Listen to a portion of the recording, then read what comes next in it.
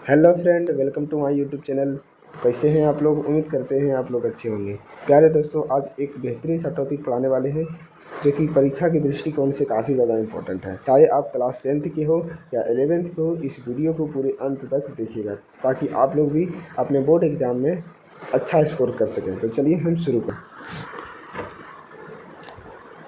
डोब राइनर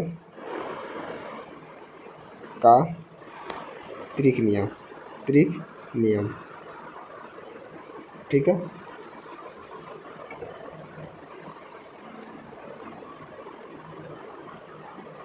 जी हाँ दोस्तों, डोबराइनर का त्रिक नियम बताने वाले हैं। तो चलिए हम शुरू करते हैं। सबसे पहले ये 1829 की घटना है। कब है?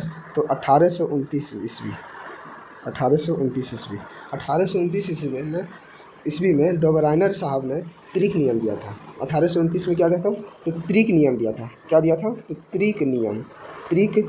अब त्रिक नियम क्या होता है, इसके बारे में हम विस्तार से चर्चा करेंगे, ठीक है। तो डोबराइनर 1829 में त्रिक नियम दिया था। त्रिक बोलिए या त्रिक बोलिए, इससे कोई भी फर्क नहीं पड़ता है, ठीक है। और इन्होंने कहा था कि पहला तत्व, मान लीजिए कि लिथियम है। लिथियम का परमाणु द्रव्यमान कितना होता है? 7 होता है। और सोडियम मान लीजिए 23 होता है। और पोटेशियम 39 होता है, ठीक है। ये सभी क्या है? परमाणु द्रव्यमान। ऊपर में जो लिखा जाता है, आप लोग पढ़े होंगे कि जो ऊपर में लिखा जाता है वो परमाणु द्रव्यमान लिखा जाता है, और नीचे जो लिखा जाता है वो परमाणु संख्या लिखा जाता है। तो मेनली रूप से हम द्रव्यमान को लिखे हैं, तो आप लोगों को द्रव्यमान समझाने वाले हैं, ठीक है। यहाँ द्रव्यमान की चर्चा होने वाला है। लिथियम लिखे, सोडियम लिखे और पोटेशियम लिखे। अब क्यों लिखे, इसके बारे में विस्तार से चर्चा करेंगे, ठीक है। अब लिथियम आप लोग समझिएगा कि लिथियम का परमाणु द्रव्यमान होता है 7, और सोडियम का परमाणु द्रव्यमान होता है 23, और पोटेशियम का परमाणु द्रव्यमान होता है 39। इन्होंने कहा था कि डोबराइनर साहब ने कहा था कि पहला तत्व क्या है? लिथियम है। पहला तत्व क्या है जी? तो लिथियम है। यानी पहला तत्व और तीसरा तत्व का योग अगर करेंगे, अगर हम पहला तत्व का द्रव्यमान और तीसरा तत्व का द्रव्यमान का अगर योग करेंगे, तो वो तीसरा तत्व के बीच वाला तत्व के बराबर होगा। कौन सा तत्व के बराबर होगा? तो बीच वाला तत्व के बराबर होगा। समझने का प्रयास कीजिएगा कि अगर पहला तत्व के द्रव्यमान को, ये द्रव्यमान है जी, 7 द्रव्यमान है। लिथियम का द्रव्यमान 7 है। अगर पहला तत्व का द्रव्यमान और तीसरा तत्व का द्रव्यमान को योग करेंगे, हम औसत योग निकालेंगे, तो हमारा बीच वाला तत्व का द्रव्यमान का बराबर होगा। यानी हम योग करके दिखाते हैं कि 7 + 39 करते हैं, ठीक है। 7 + 39 औसत बोल रहे हैं, औसत योग बोल रहे हैं, तो 2 से भागा देंगे, ठीक है, क्योंकि 2 संख्या है, 2 से भागा देंगे। औसत आप लोग पढ़ चुके हैं, ठीक है। 9 7 कितना होता है? 9 7 16, और 3 हाथ में हासिल बचा तो 1 4, ठीक है। तो 2 से कटाइए, 23 दूना 46, कितना निकला? 23 निकला। तो यही प्रूफ हो गया।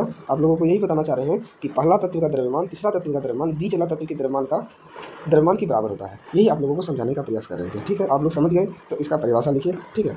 चलिए परिभाषा लिखिए। आप लोगों को बता चुके हैं कि 1829 में यह नियम दिया गया था, जिसे हम त्रिक नियम कहते हैं। किन्होंने दिया था? तो डोबराइनर साहब ने दिया था। अब लिखिए, इन्होंने कहा था कि इन्होंने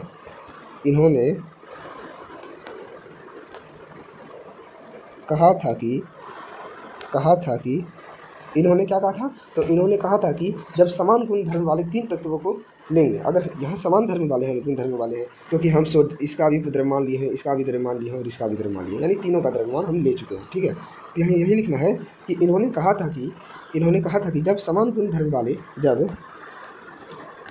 समान गुण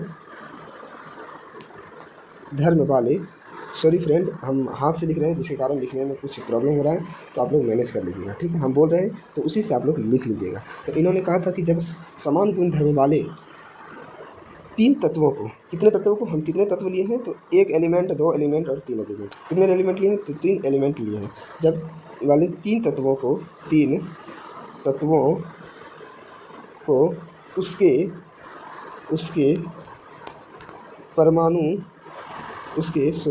उसके परमाणु द्रव्यमान को,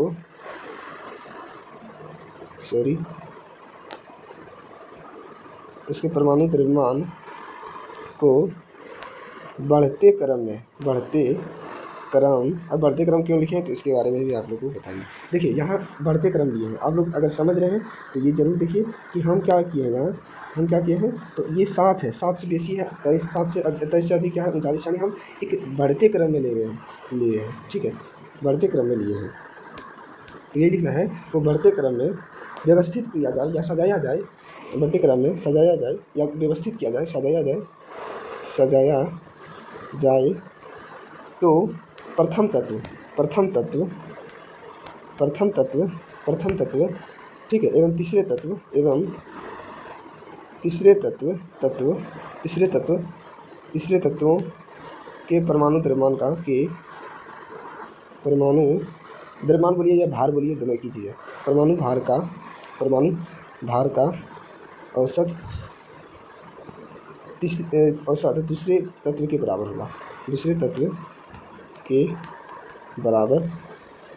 होगा, ठीक है। तो हम यही बता चुके हैं, यहाँ से समझिएगा कि किन्होंने कहा था, तो डोबलाइनर ने कब कहा था, तो 1829 को कहा था। कौन सा नियम था, तो तिर्यक नियम था। ये सभी क्वेश्चन आपसे पूछे जाएंगे ऑब्जेक्टिव टाइप के, ठीक है। तो इन्होंने कहा था कि जब समान गुणधर्म वाले तत्वों को, 3 तत्वों को, कितने एलिमेंट को लेना है, तो ओनली 3 एलिमेंट को लेना है। जब 3 तत्वों को उसके परमाणु द्रव्यमान को बढ़ते क्रम में सजाया जाए, तो प्रथम तत्व ठीक है, प्रथम तत्व समझ गए, एवं तीसरे तत्वों के परमाणु भार या परमाणु द्रव्यमान का औसत दूसरे तत्व के बराबर होगा, यानी दूसरे तत्व के बराबर। समझ गए। इसका एग्जाम्पल लिख सकते हैं। एग्जाम्पल क्या लिखना है, एग्जाम्पल लिख लेना है कि लिथियम, सोडियम और पोटेशियम, ठीक है, ये लिखना है एग्जाम्पल, ठीक है। तो ये आप लोगों को लिखना है। इन दोनों का योग कीजिएगा, अगर इन दोनों का योग कीजिएगा और इसके बराबर हो जाएगा। औसत योग करना है, योग नहीं करना, योग करने से नहीं आएगा, औसत योग कीजिएगा तभी आएगा। तो उम्मीद करते हैं इस वीडियो से आप लोगों को अच्छा जानकारी मिला होगा। अगर हम समझाने में, आप लोगों को समझाने में सक्षम है तो ज़रूर एक कमेंट कीजिएगा, ताकि हमें मोटिवेट के लिए। मिलते हैं नेक्स्ट वीडियो में। जय हिंद, धन्यवाद।